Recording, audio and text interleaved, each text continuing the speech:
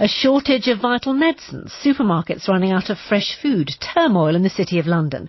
These are just some of the scenarios which have been raised in the event that Britain fails to reach a deal on our withdrawal from the EU. But are those suggestions merely a product of Project Fear, as supporters of Brexit would say?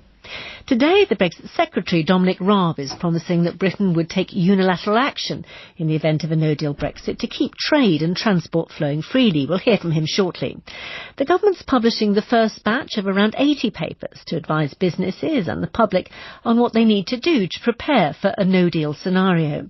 Some in the health sector are concerned. Niall Dickson is co-chair of the Brexit Health Alliance. That's an umbrella group for the NHS, pharmacies, the biotech sector and patients. It takes no view on Brexit. If we don't get this planning right, in our view, patients' lives could be at risk. So the message today from industry, from the health service, from ministers is this. We need a categorical assurance that patients are going to be protected, that supplies of medicine and all the other products that make healthcare work will be available when they're needed.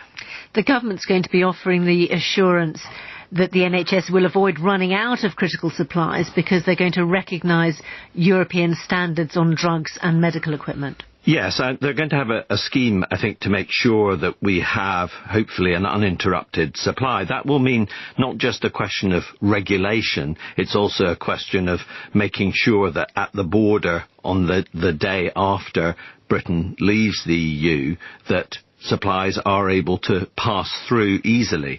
And that, if that doesn't happen, then obviously some supplies won't be there. So we're expecting 6 weeks' worth of supplies will need to be kept stockpiled beyond what's normally kept. And also, for example, there are some items that have a short shelf life, they're perishable or very time dependent. They will need to be air freighted and arrangements will need to be put in place for that.